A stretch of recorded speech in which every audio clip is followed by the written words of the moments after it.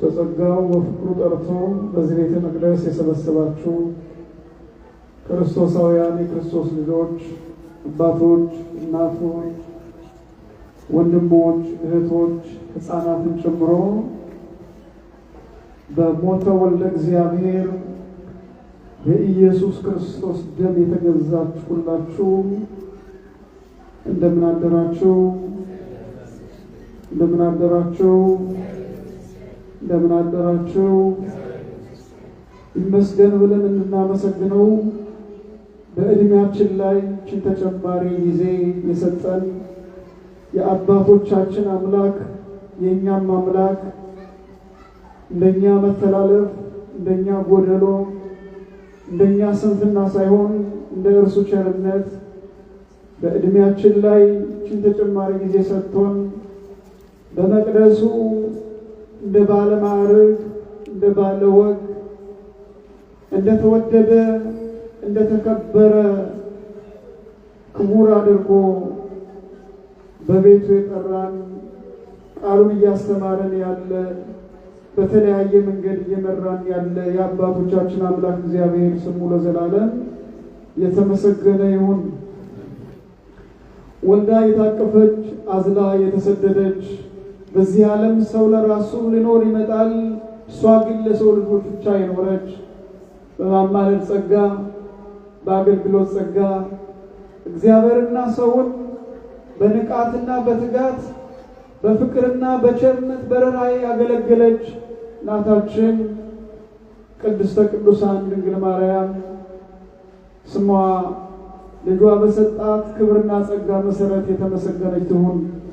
ጻድቃን ሰማዕታት፣ ቅዱሳን መላእክት ሁሉ እኛን ለመርዳት በእኛ ሕይወት ውስጥ በእኛ ኑሮ ውስጥ የምናየውን ስንሻገር የማናየውን ከፊታችን እያስወገዱ ከኋላ ከፊት የሚታዘዙልን የመላእክት ጥበቃ ከዓይን ሽፋሽፍት ቅጽበት ጥቅሻ በፈጠነ መልኩ የማይለዩን ክብር ምስጋና አምላካችን መድኃኒታችን ኢየሱስ ክርስቶስ በሰጣቸው ጸጋ መሰረት የተመሰገኑ ይሁኑ።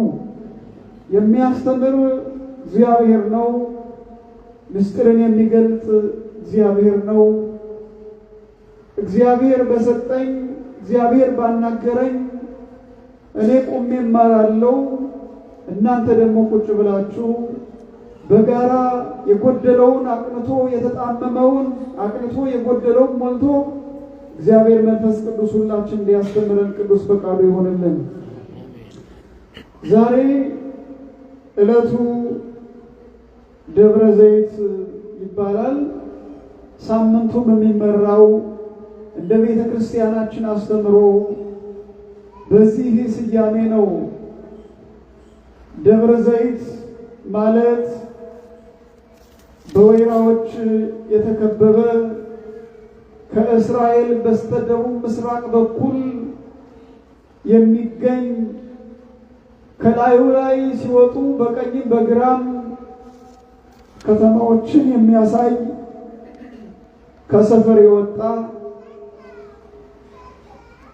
አምላካችን መድኃኒታችን ኢየሱስ ክርስቶስ በመዋዕለ ሥጋዌው ዘመን ወደዛች ከተማ በመጣ ጊዜ መጠለያ ስላልነበረው ቤት ስላልነበረው ሰማይና ምድር የእርሱ የሆኑለት የሁላችን ጌታ አምላካችን ኢየሱስ ክርስቶስ እርሱ ግን በዛች ወይራ በርከት ብለው በሚታዩባት ተራራ ላይ ያድር ነበረ።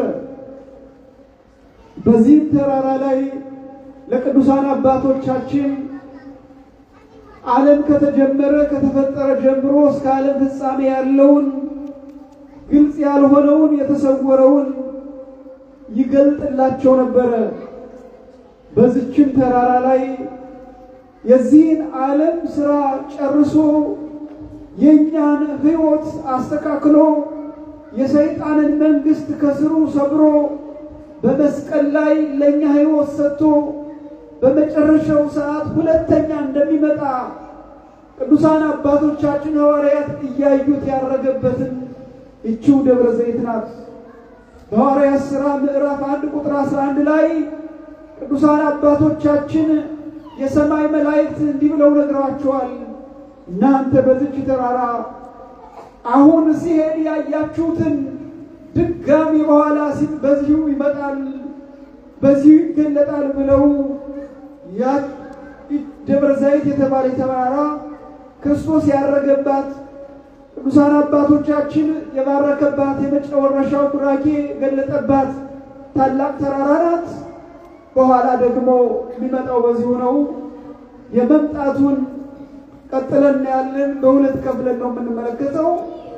መጀመሪያው በዚህ ተራራ ላይ ስለዚህ ምድር ጅማሬ ያስተማረውን ክፍል እናይና ቀጥሎ ደግሞ የመምጣቱን እንመለከታለን። በዚህ ተራራ ላይ ለአባቶቻችን ለቅዱሳን ሐዋርያት እንደነገረው ኢየሱስ ክርስቶስ በመቅደስ ውስጥ ሆኖ በማቴዎስ ወንጌል ምዕራፍ 23 ላይ እንደተገለጠው መቅደሱን አቅጣጫውን ያሳቱትን መቅደሱን ያበላሹትን በማስመሰልና በልብስ ሰውን ግራ እያጋቡ የእግዚአብሔር መንግሥት የጋረዱትን ሰዎች ከመከረ ከገሰጸ በኋላ ከዛ ቤተ መቅደስ ወጥቶ ወደዛችው ወይራ ወደ በዛባት ተራራ ሄደ። ምክንያቱም በዚህ ምድር የሰው ልጅ በሚኖርበት ጊዜ ለዕለት መጠጊያ ማደሪያ ጎጆ ይሰራል። የኛ አምላክ ግን የሰራው የኛን ጎጆ የኛን ሕይወት እንጂ ለራሱ አልነበረም። 33 ዓመት ከ3 ወር ሲቀመጥ ምንም አልነበረውም። ለሰማይ ወፎች ለምድር አራዊት ለሰማይ ወፎች መሳፈር ያላቸው ለቀበሮዎችም ጉድጓድ ማደሪያ ያላቸው የሰው ልጅ ወልደ እግዚአብሔር ግን ማደሪያ የለውም ተብሎ እንደተገለጸ ያለ ምንም ማደሪያ በዛች ተራራ ያድር ነበረ። አሁንም ከመቅደስ ወጥቶ ወደዛች ተራራ ሄደ። ደቀ መዛሙርቱ ተከተሉትና እነሆ ለ46 ዓመት የታነጸውን ቤተ መቅደስ እናሳይህ እንጂ አሉት። ወደ ታሪኩ እየገባን ነው። በዚህ ጊዜ ኢየሱስ ክርስቶስ ምን አለ? ድንጋይ በድንጋይ ላይ ሳይፈርስ አይቀርም አላቸው። ምን አላቸው? የማቴዎስ ወንጌል ምዕራፍ 24 ቁጥር 1 ላይ ኢየሱስ ከመቅደስ ወጥቶ ሄደ። ደቀ መዛሙርቱም የመቅደሱን ግንቦች ሊያሳዩት ቀረቡ። እርሱ ግን መልሶ ይህንን ሁሉ ታይታላችሁን? እውነት እውነት እላችኋለሁ ድንጋይ በድንጋይ ላይ ሳይፈርስ በዚህ አይቀርም አላቸው። ቁጥር 3 ላይ እርሱም በደብረ ዘይት ተቀምጦ ሳለ ደቀ መዛሙርት ለብቻቸውን ወደ እርሱ ቀርበው ንገረን፣ ይህ የመምጣትህ ምልክት መቼ ይሆናል? የዓለምስ መጨረሻው መቼ ነው? ምልክቱ ምንድን ነው አሉት።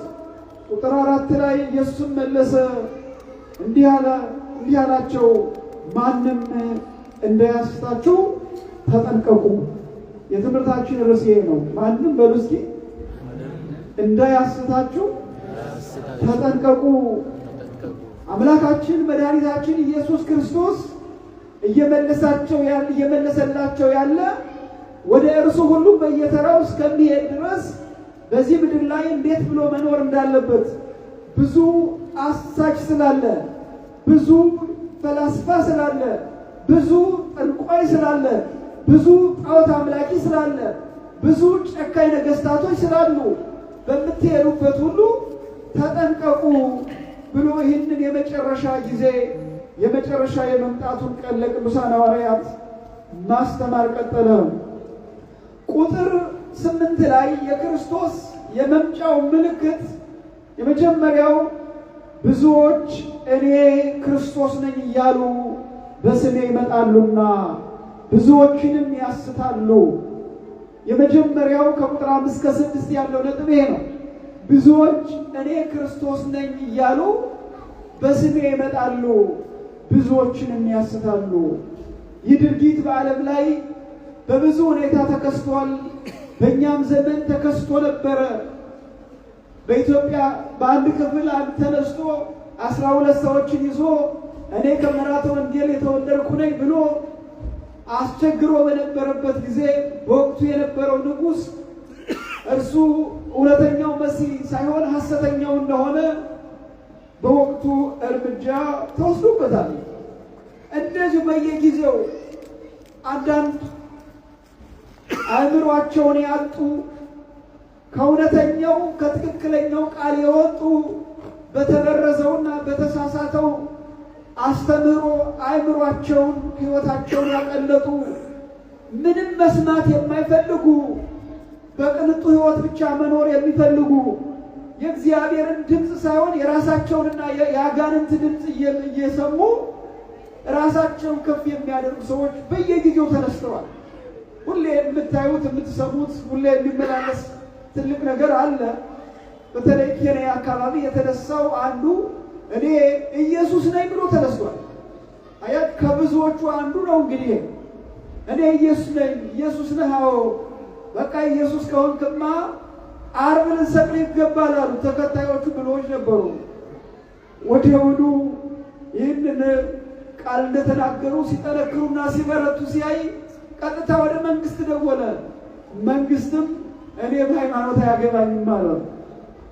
እንዲህ አይነት ቀልድ ዝም ብሎ የመጣ አይደለም። ይሄ ሰውዬ አንዱ ብዙዎች ከተባሉት አንዱ ትንቢት ፈጻሚ ነው። አሁንም ወደፊት የሚመጡ አሉ ብዙዎች ናቸውና አንድ ስላልሆነ ቀጣይ የሚመጡ አሉ። ነገር ግን ነጥቡ መያዝ ያለበት ማንም እንዳያስታችሁ የሚለው ነው። የኔና የእናንተ ሕይወትን መታሰር መጠቅለል ያለበት ማንም እንዳያስታችሁ የሚለውን ቃል ማየት ነው እንጂ ብዙ ነው ይመጣል የተባለው።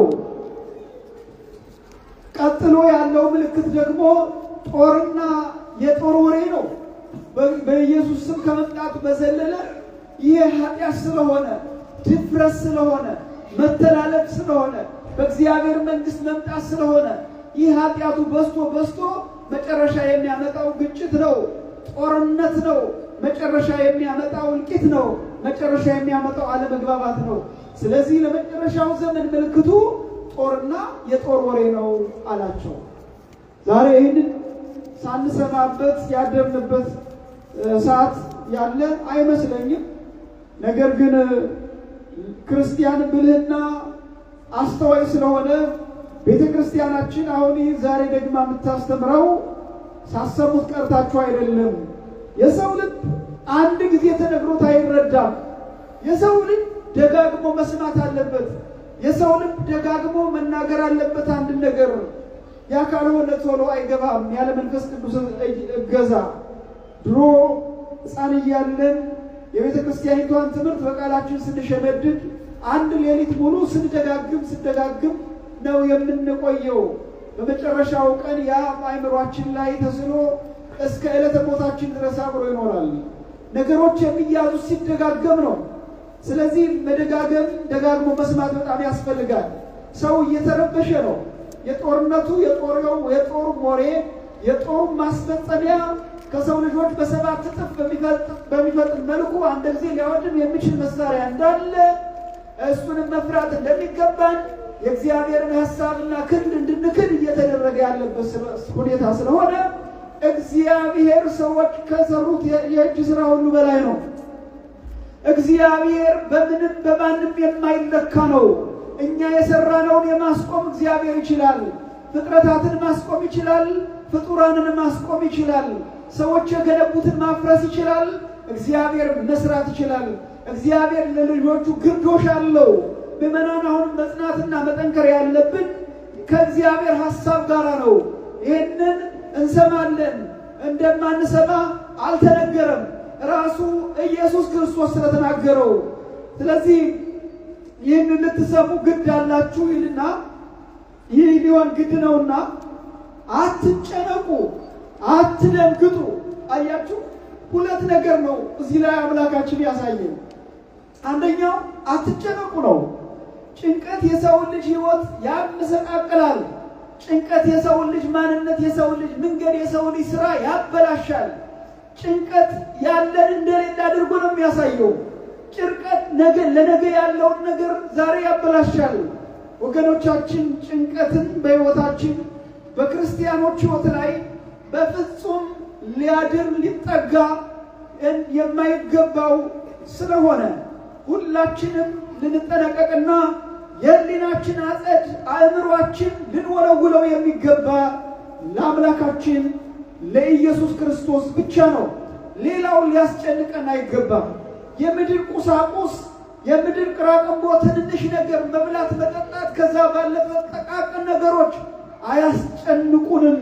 በአምላካችን ዘንድ ሁሉ ኢምንት ነው። ስለዚህ አትጨነቁ፣ አትደንግጡ፣ ዳሩ ግን መጨረሻው ገና ነውና። ቁጥር 7 ላይ ሕዝብ በሕዝብ ላይ መንግስትም በመንግስት ላይ ይነሳልና፣ ሕዝብ በሕዝብ ላይ መንግስት በመንግስት ላይ። አንዱን ሕዝብ አንዱ ይጠለዋል። አብሮት የነበረው ይበላ ይጠጣ የነበረው እሱ ያመረተውን ለዛ እየሰጠ ያን ያመረተውን እየተቀበለ በጥሩ መስተጋብር የሚኖረው ሕዝብ ሁሉ ይህንን ክፉ ነገር የአሳቹን ኃይል ያመፁን ምስጢር በአእምሮ ሰምቶ ካሳደገ በኋላ መልሶ እርስ በርሱ ይጣላል። ጦርነት ይሆናል። የጦርን ወሬ ትሰማላችሁ። ቀጥሎ ያለው ግን አደጋ ነው። ረሃብና ቸነፈር ይሆናል ይላል። ጦርነት ምን መልካም ውጤት አለው? ጦርነት ምን መልካም ነገር አለው? ጦርነት የሰውን ሕይወት የሰው ልጆች ሊኖሩበት የሚገባውን ባጀት በሙሉ የሚበላ ነው። ጦርነት በምንም አይነት ሁኔታ ለሰው ልጆች ሰላም አያመጣም። የሰው የዓለም በጦርነት በተናወጠችበት ዘመን ክርስቶስ መጣ። ከዛም በፊት በጦርነት ነበረ። በምድር ላይ ብዙ ኃያላን ኃይላቸውን አሳዩ። ብዙ ኃያላን ሀገራትን ገዙ። እንደነ እስክንድር ያሉ ከግብፅ እስከ ኢራን፣ ከኢራን እስከ ህንድ፣ ከህንድ እስከ አውሮፓን በሙሉ ገዙ። እነ ናፖሊዮን እስከ ራሻ በታሪኳ ተነክታ አታውቅም። ዋና ከተማ ሁሉ ለመጀመሪያ የተቆጣጠራት ናፖሊዮን ነው። እሱ ሁሉ አድርጎ መጨረሻው ግን ተበላሽቶበታል። ለምን? ጦርነት፣ መገዳደል በወቅቱ በሰው ሕሊና ላይ ፍርሃት፣ የፍርሃት ጫና ቢጭንም ቆይቶ ግን ያይፈራ የነበረው ሰው ጊዜ ሲያገኝ ያን አስጨናቂ እንደገና ይነሳበታል። ስለዚህ ፍቅር በኃይል በጦርነት ሰላም በፍጹም አይመጣም። የሁላችን አምላክ የሁላችን ንጉሥ የሁላችን መድኃኒት ኢየሱስ ክርስቶስ ግን በፍቅር መጣ። እኔን ብሉ አለ፣ እኔን ጠጡ አለ፣ የታመሙትን ፈወሰ፣ የተራቡትን አበላ፣ ዓይን ለሌለው ዓይን ሰጠ፣ ሕይወት ለሌለው ሕይወት ሰጠ። ስለዚህ ዓለምን ኢየሱስ ክርስቶስ በፍቅር ገዛው። ሳምንት እንደሰማችሁት ጠጋኝ የሌለው አስታማሚ የሌለው ወድቆ የነበረውን ሰው ፈወሰ ኢየሱስ ክርስቶስ። ስለዚህ ኢየሱስ ክርስቶስ በመላው ዓለም በፍቅር ተወደደ። ምክንያቱም ፍቅር እንደዚህ ይገዛል። ጦርነት ግን ሰውን ሊገዛ ስለማይችል የጦርነት ውጤቱ ረሃብ፣ ቸነፈር ነው። ረሃብ፣ ቸነፈር እሱ ብቻ አይደለም፣ የምድር መናወጥ በልዩ ልዩ ስፍራ ይሆናል። እነዚህ ሁሉ የምጣር መጀመሪያዎች ናቸው ይላል። የምጣር መጀመሪያ ስለ ምጥ እናቶች ቢያብራሩ ግልጽ ነው። ስቃይ አለው፣ መከራ አለው። ነገር ግን ወገኖቼ ይሄ ሁሉ ይወለዳል። ይሄ ሁሉ ያልፋል። ይሄ ሁሉ ከጣር በኋላ ደስታ ነው የሚሆነው። ደስታ የሚሆነው ደስታን ከሚያጎናጽፈው ከአምላካችን ጋር ስንሆን ስለሆነ ቀጣይ የምንደሰትበት እናየዋለን። በምጥ የተጨናነቀች ሴት ልጇ ስትወልድ ሁሉን እንደምትረሳው በአስጨናቂዎቻችን ፊት በሚያስጨንቀን ዓለሙ ፊት ጭንቀታችን በሚያቀለው በአምላካችን አምነን የሚያስጨንቀንን ለመድኃኒታችን ለኢየሱስ ክርስቶስ በሰጠን ጊዜ ግን ሁሉ ነገር ያልፋል። ሁሉ ነገር ይጠፋል። ምክንያቱም የእግዚአብሔርን ስም የሚጠራ ሁሉ ይድናል። ከምን? ከረሃብ፣ ከጦርነት፣ ከክፉ ሰዎች ተንኮል፣ ከተሰሩ ይሄ ምንድነው ኒኩለር የሚባል ምክንያቱም እግዚአብሔር ኒኩለር ቦይዘር ነው አይደል? ራዲዮ አክቲቭ ቦይዘር ተረጭቶ ይመጣል ነው የሚባለው አይደል? ነገር ግን አየርን የፈጠረ እግዚአብሔር አጣርቶ ለኔ አይሰጠኝም? እምተነፍሰውን አየር አጣርቶ ለኔ አይሰጠኝም? እግዚአብሔር አይጠርገው ያንን ክፉ ነገር? እስራኤልን እኮ በዛ ትልቅ ባህር ላይ ሲሻገሩ ባህሩን ማለፍ አይችሉም ነበር። ያንን እኮ ጠርጎ አደበም ወአደበ ጸጋም በግራና በቀኛቸው ውሃው ቀጥ ብሎ ቆሞ በደረቅ የተሻገሩት በእምነት ነው። ስለዚህ አሁንም ማመን ያለብን ይህንን አምላክ ኢየሱስ ክርስቶስን ነው። ቁጥር 9 ላይ በዛን ጊዜ ለመከራ አሳልፈው ይሰጧችኋል፣ ይገድሏችኋል፣ ስለ ስሜም በአሕዛብ ሁሉ የተጠላችሁ ትሆናላችሁ። ስለምኔ? ስለ ስሜ። ይሄ ክርስቶስ ከሄደ በኋላ በሰባ ዓመት የሮማውያን ገዦች ሂደው ብዙ መከራ አድርሰዋል፣ ገድለዋቸዋል። እዛ ይህንን ቃል የሰሙት ሐዋርያት ተፈጽሞባቸዋል። ግማሾቹ ወደ ታች ተዘቅዝቀው ነው የተሰቀሉት፣ ግማሾቹ በእሳት ነው የተቃጠሉት፣ ግማሾቹ በሰይፍ ነው የተቆረጡት። ይሄ ሁሉ ስለ ስሙ የተቀበሉት መከራ ነው። ይሄ መከራ እንደሚመጣ አስቀድሞ ስለነገራቸው ግን ይሄ ሁሉ መከራ አልበገራቸውም፣ በመከራው ጸኑ። ወገኖች ዛሬም እኛ እንጽና። ልዩ ልዩ ፈተና፣ ልዩ ልዩ መከራ፣ ልዩ ልዩ ነገር ጆሮአችን ሊሰማ ይችላል፣ ዓለም ሊሰማ ይችላል። ነገር ግን ይሄ ሁሉ የሰይጣን ባህሪ ነው፣ ሊሆን ግድ ነው። ከዚህ ሁሉ ከሚያሳልፈው ከቅዱሱ ከአምላካችን ከኢየሱስ ክርስቶስ ጋር መጽናት ትልቅ ነገር ነው። ምክንያቱም ስሙ በላያችን ስለሆነ። ቁጥር 10 ላይ በዛን ጊዜ ብዙዎች ይሰናከላሉ፣ እርስ በርሳቸው አሳልፈው ይሰጣጣሉ፣ እርስ በርሳቸው ይጣላሉ፣ ብዙ ሐሰተኞች ነቢያት ይነሳሉ። አደጋው ይሄ ነው። እንግዲህ በክርስቶስ ያልተመሰረተ የክርስቶስን ቃል ያልያዘ የረሳ መከራው ሲመጣ አንደኛውን ለሞት አሳልፎ ይሰጠዋል። በምን አይነት ሁኔታ? በገንዘብ አሳልፎ ይሰጠዋል፣ በስልጣን አሳልፎ ይሰጠዋል። ዛሬ እንዲህ አልነበረም እኮ ባህላችን። የሚያሰኝ አስቸጋሪ ባህሎች፣ የጣዖት አምላኪዎች፣ የምዕራቡ ዓለም ባህል አንዱ እንዲገለው ታቅዶ የተሰጠው ቋንቋ የተለያየ እቅድ በሙሉ ዝም ብሎ የሚደረግ ነገር አይደለም። ትንቢት ነው። ወንድምህን በገንዘብ አሳልፈህ ሰጥተህ የትንቢት መፈጸሚያ እንዳትሆን። ኦርቶዶክሳውያን ክርስቲያን እህቶቼ፣ እናቶቼ በገንዘብ ሰውን አሳልፋችሁ ሰጥታችሁ የትንቢት መፈጸሚያ እንዳትሆኑ። ገንዘቡንም ስልጣኑንም ሳትጠቀሙበት ሞት የሚባል ኃይል አለ እናንተን የሚወስድ። ደግሞ እያያችሁ ነው። ሰይጣን ከተጠቀመ በኋላ መልሶ ነው የሚገልህ። የሚራራልህ አይደለም። የሚራራማ ቢሆን ስንቱን በግ እያሳረደ ፍየል እያሳረደ በየዓመት ባሉ በየቤቱ ቤት ለሌላ ጊዜ የማትበለውን የማትጠጣውን እያዘጋጀ ስታቅራራ እያደረች በመጨረሻው ላይ ለእሱ አይደለም ለቤተሰቦቿ ለዘር ማንዝር ሁሉ መከራን የሚያጎናጽፍ የሰይጣን ወዳጅ የለው። ወዳጃችን በቀራንዮ ላይ ስለኛ የቆሰለው ነው። ወዳጃችን ስለኛ መከራ የተቀበለው ነው። ወዳጃችን ከፈተና ሁሉ በነፃ ያዳነን ነው። ወዳጃችን በአንደበቱ ሐሰት በልቡናው ጽሉት የሌለበት እውነተኛው የፍቅር አምላክ እርሱ ነው የኛ ወዳጅ። ቁጥር 12 ላይ ለሞት አሳልፎ መሰጣጣት አለ። በሐሰት መስክሮ አሳልፎ መስጠት አለ። እንደሱ እንዳታደርጉ እገሌ እንዲህ ስለሆነ ነው። ይህንን ትንቢት ለብሶ ነው ዛሬ የምንመለከተው። ቋንቋ መለያየት፣ ከክርስቶስ ይልቅ ቋንቋን ማክበር፣ ከክርስቶስ ይልቅ አካባቢ ማክበር፣ ይሄ ሁሉ ዝም ብሎ የመጣ እንዳይመስላችሁ የዘመን ፍጻሜ ምልክት ነው። ተጠንቀቅ ኦርቶዶክሳዊ፣ ለአንተ ቋንቋ ክርስቶስ ነው።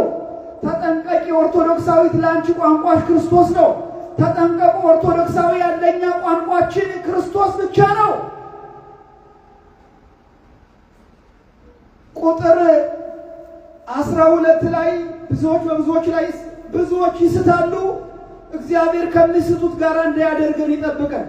ብዙዎች ይስታሉ፣ ብዙዎችንም ያስታሉ። ከአመፃ ብዛት የተነሳ የብዙ ሰዎች ፍቅር ትቀዘቅዛለች። ከአመፃ ብዛት የተነሳ አያችሁ፣ ተደጋግሞ ከሚደረግ ግድያ፣ ተደጋግሞ ከሚደረግ ጥላቻ፣ ተደጋግሞ ከሚደረግ ክፉ ነገር። አመፃ ማለት ምን ማለት ነው?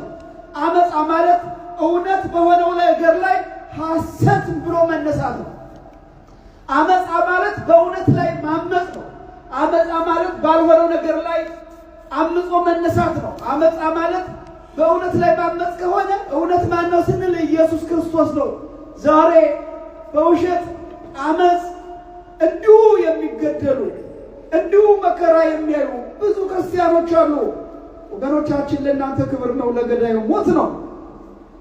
ለእናንተ ክብር ነው፣ ለገዳዩ ሞት ነው። ለሟቹ ክብር ነው፣ ለገዳዩ ሐዘን፣ መከራ፣ ስቃይ ነው። ቁጥር 14 ላይ ለአሕዛብ ሁሉ ምስክር እንዲሆን ይህ የመንግስት ወንጌል በዓለም ሁሉ ይሰበካል፣ በዛን ጊዜ መጨረሻ ይሆናል ይላል። አሁን መጨረሻው ቢመጣው የኢየሱስ ክርስቶስ አምላክነት በዓለም ሁሉ ይሰበካል። ምክንያቱም አልሰማሁም የሚል ሰው እንዳይኖር። ይህንን የዛሬ 20 ዓመት ሳስበው እንዴት አድርገን ነው አሁን በዓለም ሁሉ ወንጌል የሚሰበከው እያልኩኝ ይጨነቅ ነበር። ለካ ሁሉ ነገር ይሆናል። አሁን ይሄ ቃል ቨርቹዋል ላይ ወይም ደግሞ በርቀት ሆኖ ማንኛውም ሰው የሚያምነው የማያምነው ይህን ቋንቋ የሚረዳ ይሰማዋል። ከጊዜ በኋላ ደግሞ ዓለም ራሱ በሚፈበርከው መሳሪያ ማን ምን እየተናገረ እንደሆነ በራሱ ቋንቋ ይነገረዋል። በራሱ ኪስ መምሮ ይሄዳል። ስለዚህ የተመረጠው እያመነ ይድናል። ለአመፅና ለእልህ የቆመው ደግሞ አልሰማሁም እንዳይል ወደ መጨረሻው ቀን ሲመጣ እርሱ በሚመጣበት ጊዜ በቀኝና በግራ ላይ ቁመት አለ። በዛን ሰዓት አልሰማሁም እንዳይል ወንጌል ይሰበካል። ወንጌል በመላው ዓለም እስኪዳረስ ድረስ ዓለም ፍጻሜ አይሆንም። ቁጥር 15 ላይ እንግዲህ በነቢዩ በዳንኤል የተባለው የጥፋት ርኩሰት በተቀደሰችው ስፍራ ቁሞ ስታዩ አንባቢው ያስተውል ይላል። ይሄ ቃል በትንቢተ ዳንኤል 19:11 ከ19 ጀምሮ 19:10-11 የተነገረ ቃል ነው። የጥፋት ርኩሰት ማለት ምን ማለት ነው የሚለውን አባቶቻችን ሲተረጉሙ አንቲኮስ ወይም ጥጦስ የሚባለው ሰው በ165 ዓመተ ምህረት ወደ ኢየሩሳሌም ገብቶ ኢየሩሳሌምን ካጠፋ በኋላ በቤተ መቅደሱ ውስጥ የዜውስ የተባለ የግሪክን ጣዖት መቅደሱ ላይ አቁሞ እሪያ ሰውቶለታል። ስለዚህ የመጀመሪያው ትንቢት የነቢዩ ዳንኤል ትንቢት ይሄ ነው። አንባቢው ያስተውል። የጥፋት ርኩሰት በመቅደሱ ስታይ ማለት እግዚአብሔር በሚመለክበት፣ እግዚአብሔር በሚታመንበት፣ እግዚአብሔር በሚቀደስበት፣ እግዚአብሔር በሚሰለስበት ቦታ ላይ እንዲህ አይነት ክፉ ነገር እና ይህ አንጢያኮስ የተባለው ሰው ይህን ብቻ አላደረገም። እሪያ በመቅደሱ ከሰዋበት በኋላ እዚያ ላይ ቆሞ ጣዖቱን ለሁሉም እንዲሰግዱለት አድርጓል። ዜውስ ለተባለው ጣዖት እና በዚህ ጊዜ ተፈጽሟል ይላሉ አባቶቻችን። ወደፊትም እስከ ዓለም ፍጻሜ ያለውንም ያሳያል ይላሉ። ይሄ የጥፋት ርኩሰት ማለት ጠቅለል ሲደረግ የጥፋት ርኩሰት ማለት በቅዱሱ ቦታ ላይ ክፋት ከሰማችሁ ነው። ዛሬ ይቀፈኛል በየቤተ ክርስቲያኑ ከዚህ አካባቢ የተወከሉ ናቸው ተብሎ ነፍሰ ገዳይ ሰዎች አድዋ በተባለበት ማይክራፎን ወጥተው ውሸታቸውን ሲደሰኩሩ ይገርመኛል። ነውር እኮ ነው። ቅዱሱ እግዚአብሔር በተመለከበት ቦታ ላይ ንስሐ መግባት የሚገባቸው ሰዎች በድፍረት ላይ ቆመው በከራባት በሱፍ ሲናገሩ ይሄ ነው ምልክት የጥፋት ርኩሰት። እግዚአብሔር ያልሆነውን ሲናገሩበት፣ በውሸት ሲናገሩበት፣ አክተሪም ወይም ደግሞ ሁለት አይነት ባህሪ ይዘው ሲናገሩበት። ይሄ ብቻ አይደለም። በመጨረሻው ሰዓት የጥፋት ርኩሰት የሚያመጣው ልክ እንደ አንጢያኮስ ጣዖቱን እንደተከለበትና እንዳስመለከ ሁሉ በራእይ 13 ላይ እንደተጻፈው በመጨረሻው ሰዓት ከጉግ ማንጉግ በኩል የሚወለድ ጉግ ማንጉግ የሚለው ቋንቋና የተወሰኑ ነገሮች ናቸው። በወቅቱ በክፉ የሚጠሩ ናቸው። ነገር ግን በመጨረሻው እነሱን ወክሎ የሚመጣ ስለሆነ ነው ትንቢቱ የተነገረው። ከእርሱ ወገን የሚመጣ ነገር ግን እርሱም እንደዚሁ ቀጭን በትር ይዞ በቀኝ እጁ ፀሐይ በግራ እጁ ጨረቃን የሚያቆም ነው። ምልክት ያሳያል። በዚህ ጊዜ ሁሉም ለሱ ይሰግዳሉ። ለዛ ያልሰገዱትን በግንባራቸው ላይ ቀለም ምልክት ይቀባባቸዋል። እነሱን ማንም ገበያ እንዳይሸጥላቸው፣ እንዳይገዙ፣ እንዳይለውጡ ያደርጋቸዋል ይላል። ታላቁ የጥፋት ርኩሰት በመጨረሻው ቃል የሚመጣው ይሄ ነው። ስለዚህ በዛን ጊዜ በጥፋት ርኩሰት ቀን ጊዜ ሁሉም ለዛ ለአውሬው ወይም ደግሞ ፀሐይና ጨረቃ ለያዘው ይሰግዳል። ለክርስቶስ የተለዩ ክርስቲያኖች ግን አይሰግዱም። ውድ እግዚአብሔር ወደኛ ህይወት እናምጣው። ዛሬ እንደ አንድ ሰው ጨረቃ ይዞ ከፊታችሁ ቢቆም ዞር በል እኔ የክርስቶስ ነኝ ትላላችሁ ወይ? እስኪ መልሱልኝ። ወንጌል ዝም ብሎ እንዳይመስላችሁ። ወንጌል ራሱን የቻለ የመንፈስ ቅዱስ ድጋፍና በመንፈስ ቅዱስ የሚታይ ነው። ዝም ብሎ በእኛ በስጋዊ እይታ የሚለካ አይደለም። አትኑ 100% አትኑ። እንዲያውም ተው ስትባሉ አንድ የቻይና አካባቢ መብራት አምጥቶ እዛ አዲስ አበባ ባለውበት ይሄ የሚሰማችሁ ካላችሁ የቃሊቲ ማርያም ስብከተ ወንጌል ኃላፊ በነበሩ ጊዜ ከቻይና አንድ እንትን አምጥቶ መብራት አምጥቶ ከኢየሩሳሌም ደግሞ አንድ ሄዶ ነበረ ሰውየው የኢየሩሳሌም መስቀል አምጥቶ ዛፉ ላይ ሰቅሎ ከሰማይ የወረደ መስቀል ብሎ ህዝቡን ጠራርጎ ወሰደው። በዚህ ድምጽ የምትሰሙ ያኔ እዛ ቅድስት ማርያም መድረኩ ላይ ያስተማርኩትን አሁንም ደግመዋል። እግዚአብሔር ከሰማይ የእንጨት ማምረቻ የለውም። እግዚአብሔር ከሰማይ ለኛ የሚጥለው መስቀል የለም። ኢየሱስ ክርስቶስ የድንግል ማርያም ልጅ ከሰማይ ወርዶ በቀራንዮ ላይ ለኛ ተሰቅሏል። ከዚህ ውጭ መስቀል ለኛ ከየት እንዴት? ህዝቡ ግልብጥ ወይኑ እንደበዛው ይሄ ታድሶ አስተምሮ ነው፣ ይሄ ቤተክርስቲያኒቱ አስተምሮ ነው። እንዲህ ነው የተባልኩት። ይኸው ያኔ የነበራችሁ ያ መስቀል የደረሰ ዛሬ ተዋላልኳችሁ፣ ውሸት ነው አላልኳችሁ። ውሸቱ ቀጠለ። በእርግጥ መመሪያውን ከብፁዕ አቡነ እስጢፋኖስ ነበር የወሰድነው። በድፍረት ስበኩ ሲሉ እኔ አባ ሆዬ እንኳን ይህን ተብዬ ያየሁትን የክርስቶስን መደበቅ አልፈልግም። ሌሎቹ ጸጥ ብለው ሲያመልጡ እኔ ዋጋ ከፈልኩበት። ግን ክብር ምስጋና ለስሙ ይሁን። ከመከራው አገር ከመከራው ስፍራ አምላኬ አብልቶ ሰውሮኛል። ክብር ለስሙ ይሁን። በጠላቶች እጅ አልጣለኝም። ክብር ለስሙ ይሁን። መቼም አይጥለኝም። እንደኔ ስንፍና አይደለም። እሱ ቸር አምላክ ነው። ወደ መልእክቱ ስንመጣ አሁን አንድ ሰው እንደዚህ ብሎ ጨረቃ ይዞ ቢመጣ የለም እኛ ከቤተ ክርስቲያናችን አስተምሮ ውጭ አንሄድም ትላላችሁ? አትሉ። የፓርክ ሆዝ ይዞ በፓርክ ሆዝ ግንባራችሁን ሲላችሁ ነገ ወጣለሁ፣ ማክሰኞ ወጣለሁ፣ ሰኞ ወጣለሁ ስትሉ አደደ ከረማችሁ። ለመሆኑ ቤተ ክርስቲያኒቷ ማንም አይደል እንደበግም ይነዳችሁ? አዲስ ሴት መጣ የከረመ የውሃ ጉድጓድ አውጥታ የሽንት ቤት የነበረ አውጥታ እዚህ ውስጥ ተበላለ ያስታጃጅላችሁ። የምን ንግስት ነኝ ያይ በአብይ ጾም ስጋ እያረደች ስታበላችሁ ትበሉ አይደል? እየበላችሁ አይደል? በአብይ ጾም አርዳ አበላቻችሁ አይደል? እናንተ ናችሁ አውሬው ጨረቃ ይዞ መጥቶ የምትቋቋሙት። እናንተ ናችሁ እኔ የኢየሱስ ክርስቶስ ነኝ የምትሉት። ዛሬ ቸገረኝ፣ እገሌ ገላመጠኝ፣ እገሌ እንዲያለኝ ብላችሁ አይደል ሃይማኖት የምትቀይሩት? ቤተ ክርስቲያኒቷን ሳታውቋት አይደል እንዴ በገንዘብና በወቅታዊ ሁኔታ እድል ባገኝ ብላችሁ እምነታችሁን የምትክዱት?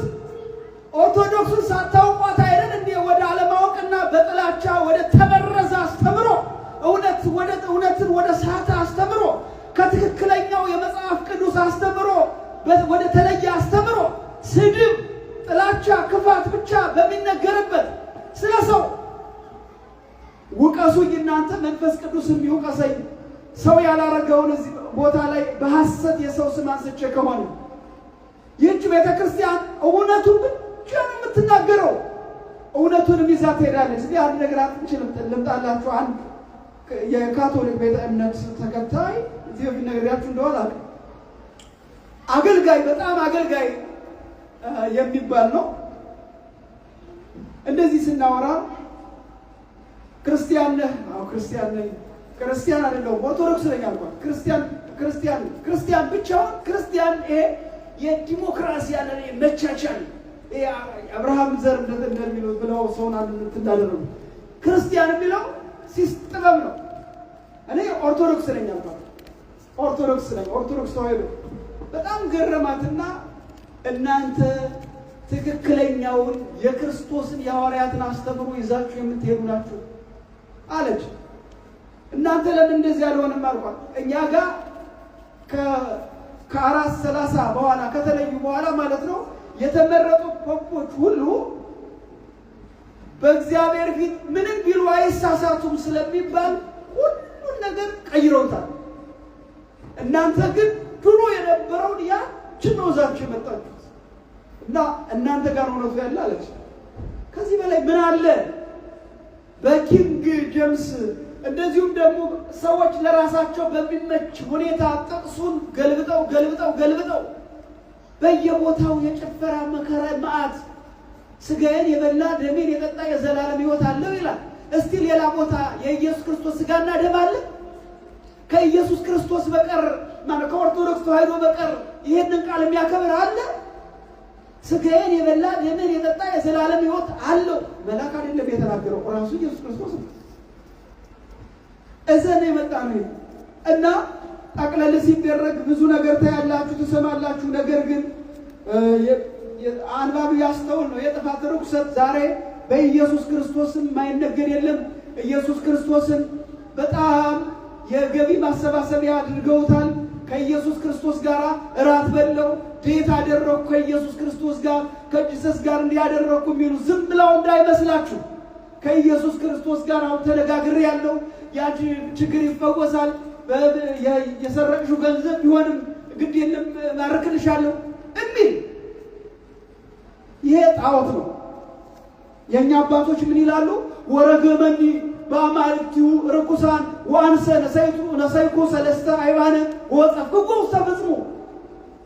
ጎልያድ በተናገረው ጊዜ የኃጢአተኛ ሕግ አልቀበልም አማልክት፣ እሱ ግን በስላሴ እሱ ግን በእግዚአብሔር ተነሳ። እግዚአብሔር ልጅ በእግዚአብሔር ተነሱ። እንዲሁ ለመሆኑ ገንዘብ የኃጢአት መለኪያ ነው? እንዲሁ ያውን ውድድር ውስጥ ይገባል? ገንዘብ የእምነት መለኪያ ነው? አይደለም። ገንዘብ የእምነት መለኪያ አይደለም። የኛ አባቶች ገንዘባችሁም እናንተም ገንዘብን ንግዛ ብሎ ሲሞን መጣና ገንዘብም አንተም ጥፋ ነው ያሉ። ዛሬ የጥፋት ርኩሰቱ በኃይል ተደራጅቶ በየቦታው ገንዘብ ብቻ ነው፣ ገንዘብ ብቻ ነው። ከዛ ውጭ ምንም የሚታይ ነገር የለም። ይሄ ነው የጥፋት ርኩሰት ምልክት ማለት ይሄ ነው። እሱ ብቻ አይደለም። የሚሰበከው ወንጌል ስድብ ነው። እገሌ ይገለበጣል፣ ነገር እገሌ ይጠፋል። እንዴት በስላሴ የሚያምን ሰው አይንም ይኖራቸው? በውሸትና በቅዠት በኃጢአት የተመረዘ ያልኩት በስላሴ የሚያምን ሰው እንዴት በኢየሱስ ክርስቶስ የሚያምን ሰው እንዴት ጣዖት አምላኪና አሕዛብ ይባላል? የቱ ላይ ነው ጣዖት አምልኮ? የቱ ላይ ነው አሕዛብ? እንዳልኳችሁ በዛኛው በኩል የተገለበጠው ይህኛውን በኩል የሚዋጋ ተደርጎ የተሰራ የእምነት ሐሳብ የሌለው የእምነት አይደለም የክብር ሐሳብ የሌለው ርኩሰት ነው። ወንድና ወንድ ቆማ ማጋባት ይሄ ነው የጥፋት ርኩሰት። ለሴትና ለሴት ጋብቻ መፍቀድ ይሄ ነው የጥፋት ርኩሰት። ይህንን ስታዩ አስተውሉ ነው የተባለው። አስተውይ ኦርቶዶክሳዊት እህቴ፣ ዘመንሽ ጊዜሽ በደረሰ ጊዜ ወንድምሽን አዳምን አግብተሽ ለመኖር ወስኚ። አስተውል ወንድሜ፣ ጊዜ ዘመን በደረሰ ጊዜ እህትን ሔዋንን አግብተህ ለመኖር ወስን። ከዚህ ውጭ ያለው የጥፋት ርኩሰት ነው፣ እንዳትሰጥም በበደል። ቁጥር 16 ላይ በዛን ጊዜ በይሁዳ ያሉ ወደ ተራራዎች አይሽሹ፣ በሰገነት ያለ በቤቱ ያለውን ሊወስድ አይውረድ። ይሁዳ የእግዚአብሔር ክብር የኢየሱስ ክርስቶስ ክብር ኢየሱስ ክርስቶስ የተገኘበት ነው። ሰገነት ክብር ነው። ማንም በኢየሱስ ክርስቶስ በእግዚአብሔር በዳዊት ልጅ በኢየሱስ ክርስቶስ በዳዊት ልጅ በይሁዳ ነገር በመጣው በእርሱ ውስጥ የሚኖር ጸንቶ የሚኖር ይኑር ነው። ወደ ጣዖት አምላኪዎቹ አይሄድ ነው። ከሰገነት አይውረድ፣ ከከፍታው አይውረድ ነው። ከከፍታው አይውረድ።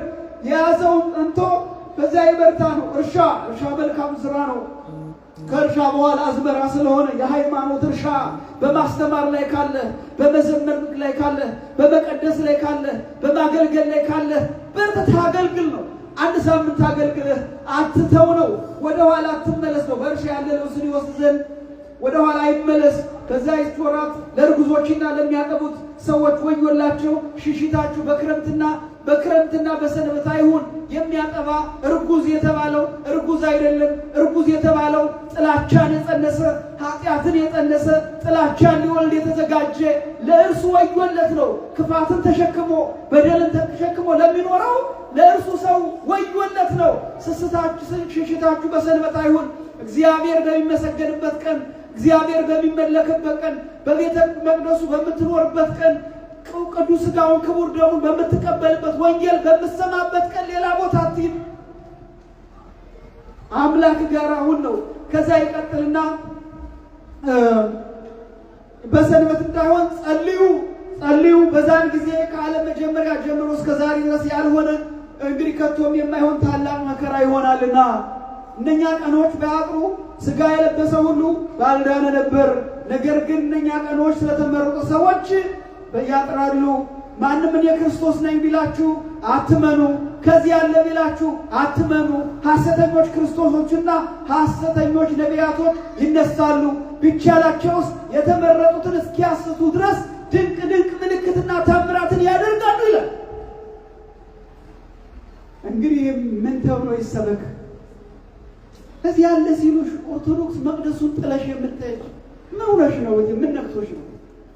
ጭንቀት ያሳበዳት የውጭ ሀገር ስራ መኖር አቅቷት ያበደ ሴትዮ ተከትለሽ እንዲሁ ሴት እንዲሁ ለመሆኑ ሃይማኖት መሪ ይሆናል እንዴ? በእኛ ቤተክርስቲያን ምንድነው ያደነቆራቸው? ምንድነው ያደነዘዛቸው? ሴት እንዲሁ ትመራለች አለ ታሪክ እንዲሁ ምን ነካቸው? እኔ በዛን ጊዜ ሐሰተኛ ነቢያት ይነሳል። ተመልከቱት፣ የሐሰቱን ማታ ስለሚበላው ሰው የማያውቅ ነብይ ነኝ የማይላል እንዴ? ቤተሰብ አለ።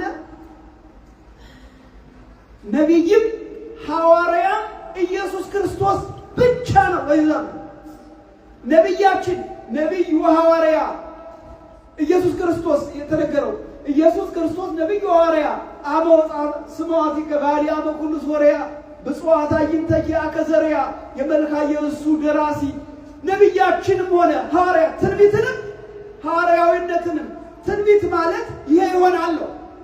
ይሄው አሁን የምንማረው ነው። ሐዋርያ ማለት ዝሮ ማስተማር ሁሉን ኢየሱስ ክርስቶስ ነግሮናል። አሁን ሌላ ነገር አያስፈልግም። ከመጽሐፍ ቅዱስና ከመንፈስ ቅዱስ ምሪት ውጪ ሌላ ነገር አያስፈልግም። ከዚህ አንድ መስመር ከወጣ አትከተለው። ከዚህ አንድ መስመር ከወጣች አትከተላት። ይህንን ነው በዚህ ያለ ቢሏችሁ አትሄዱ፣ በዚህ ያለ ቢሏችሁ አትሄዱ። ዛሬ ሶሻል ሚዲያው ጫካ ነው። አንዱ ተደስቶ እንዲህ ቢላችሁ አትሄዱ። ለምን ውድ ጊዜያችሁን የምትሰው? በዚያ ውድ ጊዜያችሁ ሰርታችሁ ዶላር አታመጡም እንዴ? ሰርታችሁ ድሃ አትረዱም እንዴ? በዛ አንድ ሰዓት ሙሉ 2 ሰዓት ሙሉ የሚዘበዘብ ካሴት ዩቲዩብ ላይ ቁጭ ብለህ ጊዜን ከምታበላሽ ወጣ ብለህ ሰርተህ ለተራበው ብትመጸው ተርብ ያላበላችሁ የሚለው ወንጌል አሰራም እንዴ? አልፈጽምም እንዴ? እና ጊዜን ማባከን በየሚዲያውም ቢሆን ከዚህ ከተነገራችሁ ውጭ አትሄዱ። እንዲህ ካላችሁ ችግር ነው። ቅዱስ ጳውሎስ ለገላትያ ሰዎች ገላትያው ቱርክ ነው እንዲሁ ክርስቶስን በፊታችሁ እንደተሳለ አድርጌ ያስተምረናችሁ ለምንድን ነው ወደ ኋላ እንደገና የተመለሳችሁት? እባካችሁ ማንም ከሰማይ እንኳን መልአክ ቢሆን አምናችሁ አትቀበሉ፣ ማንም ቢላችሁ ብሎ ሰበካቸውም ቢያሉ ይኸው ዛሬ ከተማውም ተቀይሮ ስማቸውም ተቀይሮ ጠፍተዋል፣ በሌላ ተቀይረዋል ማለት ነው። እምቢ ለሚል ሰው ዋናው ይሄ ነው። አሁን ሐሰተኛ ነቢያት ይነሳሉ፣ ሐሰተኛ ክርስቶሶች ይነሳሉ። አትሳቱ። ትልልቅ ነገር ማለት የተመረጠውን ሰው ያስክዱታል ማለት ነው። ብዙ ጊዜ እኛ አሁን የተመረጠ ሰው የምንላቸው ሰዎች አሉ። የኛ መለኪያ በጣም የተመረጠ ሰው ማለት ለሰው የሚያዝን ማለት ነው። የተመረጠ ሰው ማለት የበላበትን ወጭት የማይሰብር ማለት ነው። የተመረጠ ሰው ማለት በጣም እግዚአብሔርን የሚያከብር ሰው ማለት ነው። እሱንም እንኳን እስኪያስቱ ድረስ ምልክት ልታዩ ይችላላችሁ። ሰው ነው ይስታል። ነገር ግን እሱም እንኳን ቢሆን በማይስተው በዘላለም አምላክ አምናችሁ ኑሩ ነው። ቁጥር 27 ደርሻለሁ። እነሆ በበረሃ አለ ቢሏችሁ አትውጡ፣ በእልፍኝ አለ ቢሏችሁ አትመኑ። መብረቅ ከምስራቅ ወጥቶ ወደ ምዕራብ እስከሚመጣ ድረስ እንዲታይ የሰው ልጅ መምጣት እንደዚህ ይሆናል፣ ድንገት ይሆናል ማለት ነው። በዛ አባለው ገደላ እየተጋቡ አስር አሞራ በርድ ባለበት አሞራዎች በዚያ ይሰበሰባሉ ይላል። በርድ ማለት የሞተ ነገር ነው። በርድ ማለት ውሸት ያለበት ሃይማኖት ነው። በርድ ማለት ክርስቶስ የተለየው ሃይማኖት ነው። እሱ ወዳለበት አሞራ ይሰበሰባል። አሞራ አንድ የሞተ ነገር ካየ በተለያየ ዓለማ ተሰብስቦ አንድ ላይ እንደዚህ ሁሉ የውሸት ትምህርት ባለበት አዳራሽ ውስጥ የሚሰበሰበው ብዙ ነው እና ይሄም ተነግሯል። እንደዚያ እንደሚሰበሰብ ተነግሯል እኮ ቁጥር 29 ላይ ከዛ ቀን በኋላ ፀሐይ ይጨልማል፣ ጨረቃም ብርሃኗን አትሰጥም፣ ከዋክብትም ከሰማይ ይወድቃሉ፣ የሰማይ ኃይላትም ይናወጣሉ። በዛን ጊዜ የሰው ልጅ ምልክት በሰማይ ይታያል፣ በምድርም ወገኖች አሉ ዋይ ዋይ ይላሉ። የሰው ልጅ በኃይልና በብዙ ክብር በሰማይ ደመና ሲመጣ ያዩታል። መላእክቱም ከታላቅ ድምፅ የተነሳ ይልካቸዋል። ከምድር ዳርቻ ከአራቱ ነፋሳት ለእርሱ የተመረጡትን ይሰበስባል ይላል። ከአራቱ ነፋሳት ለእሱ የተመረጡትን ይሰበስባል። ምሳሌውን ከበለስ ተማሩ። ጫፏ ሲለመልም ቅጠሏ ሲያቆጠቁጥ ያን ጊዜው እንደቀረበ እወቁ ይላል። በለስ ማለት በለስ ዘይቤ ቤተ እስራኤል ሙቱ ይላል ቅዱስ ያሬድ። ትንቢተ ኢሳይያስ ምዕራፍ 5 ላይ በለስ ማለት ቤተ እስራኤል ናቸው ብሎ ይናገራል። ስለዚህ ቅጠሏ ሲያለመልም ማለት በለስ ቅጠሏ አለምልሞ ከዛ በኋላ ፍሬ ትሰጣለች። ፍሬ ከሌላት ግን ችግር ነው ማለት ነው። በሉቃስ ወንጌል ምዕራፍ 21 ላይ በለስን ኢየሱስ ክርስቶስ ሄዶ ተመለከታት። በለሷም ፍሬ እንደሌላት ባየ ጊዜ ረገማት ይላል። በለሷም ወዲያውኑ ደረቀች ይላል። በለስ የተባለው በወቅቱ ያልተቀበሉት በወቅቱ የነበሩ እስራኤላውያን ናቸው። ከዛ ያርግማን ከምድራቸው በተነ። ሊመለሱ ስላልፈለጉ ከሀገራቸው በተናቸው። ሀገራቸው ለሌላ ምድረ በዳ አደረገ። አሁን ግን ቀኑ መቅረቡ ሲታወቅ ደግሞ እነዚህ በለሶች ይለመልማሉ። ለፍሬ ገና ናቸው፣ ለምልመዋል። ሲለመልሙ ግን ቀኑ እንደቀረበ እወቁ ይላል። ይህ የእስራኤልን ጥንካሬ የሚያሳይ ነው። የውድ እግዚአብሔር ልጆች በዚህ ጊዜ ኢየሱስ ክርስቶስ ይመጣል። የሚመጣው የት ነው? የሚመጣው የት ላይ ነው? የሚመጣበት ቦታ ንገሩኝ። የሚመጣበት ቦታ ደብረ ዘይት ነው። ደብረ ዘይትን በመግቢያ ላይ እንደነገርኳችሁ የት ላይ ይገኛል ብያችኋለሁ?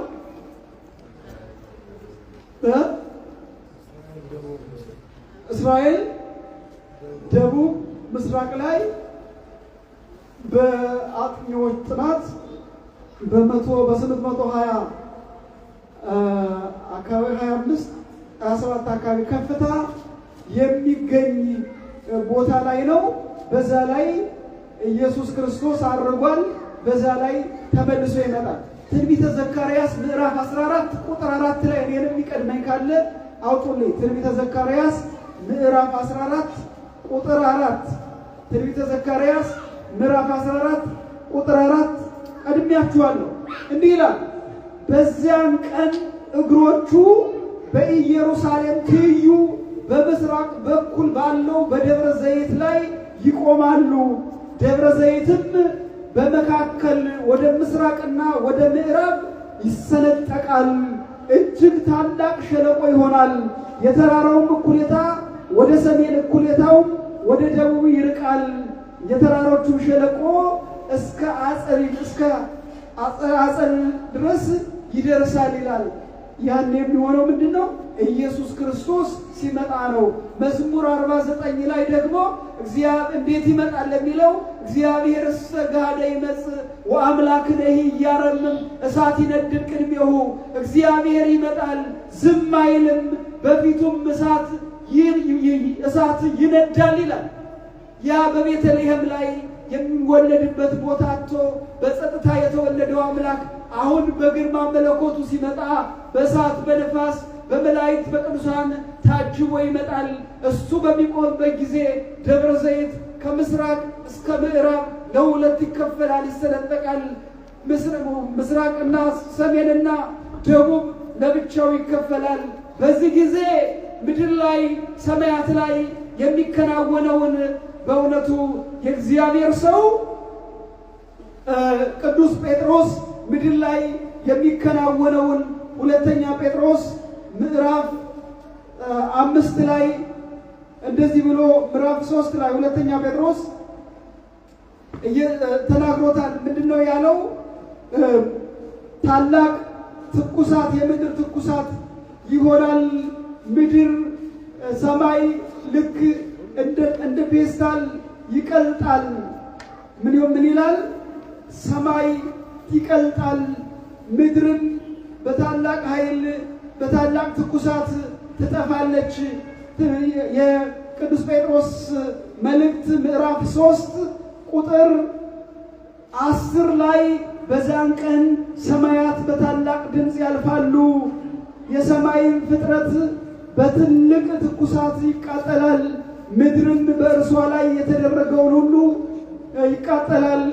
ይህ ሁሉ እንደሚሆን ከሆነ የእግዚአብሔር ቀን መምጣት እየጠበቃችሁና እያስቸኮላችሁ በቅዱሳን ኑሯችሁ እግዚአብሔርን በመምሰል ምን ልትሆኑ ይገባችኋል። ስለዚህ ቀን ሰማያት ተቃጥለው ይቀልጣሉ፣ የሰማይም ፍጥረት በትልቅ ትኩሳት ይፈታል። ነገር ግን ጽድቅ የሚኖርባት አዲስ ሰማይና አዲስ ምድር እንደ ተስፋ ቃሉ እንጠብቃለን ይላል። ስለ ቃሉ አምላካችን ስሙ የተመሰገነ ነው።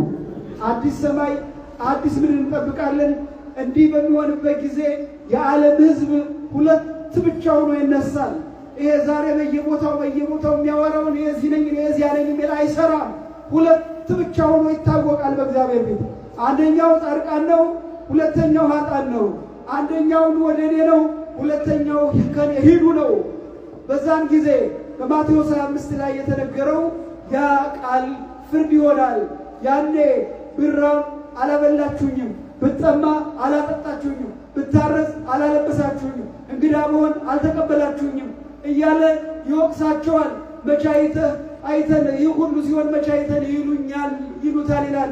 ያኔ ግን እንደኔ እናንተ በፊታችሁ ወርቆ ተርቦ ታስሮ ታርዞ እያያችሁት ያለፋችሁት ያ እኔ ነኝ ይላል ኢየሱስ ክርስቶስ።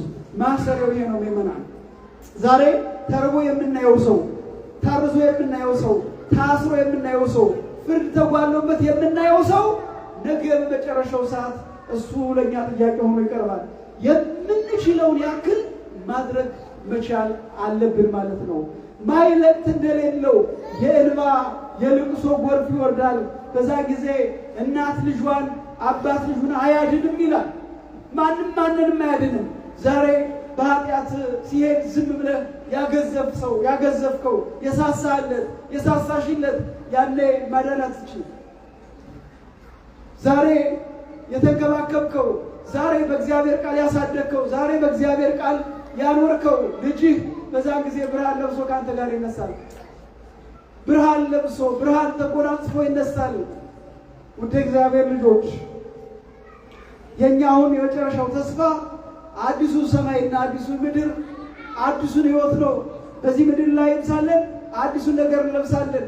ይህንን ለማድረግ አሁን ባለንበት ጊዜ በሐዋርያት ሥራ ቅድም የተነበበው በሐዋርያት ሥራ ምዕራፍ 24 ከቁጥር 1 ጀምሮ ጳውሎስን ሲከሱት በዚያ በሐሰተኛው በኢየሱስ ያምናል ብለው በነገሩት ጊዜ በሐሰተኛው ብቻ አይደለም ሎቱ ስብሐት በመናፍቁ በኢየሱስ ክርስቶስ ትምህርት ያምናል ብለው ጳውሎስን ሲከሱት ምን አለ? እናንተ መናፍቅ ብላችሁ እንደምትናገሩት ሁሉ እኔ ግን እርሱን አምነዋለሁ። አያችሁ፣ በኢየሱስ ክርስቶስ አምናለሁ አላፍርበትም። ይሄ ነው የኛ እምነት ዛሬ። የትኛውም መከራ፣ የትኛውም ኃጢአት፣ የትኛውም በደል፣ የትኛውም ስንፈት ቢመጣ ኢየሱስ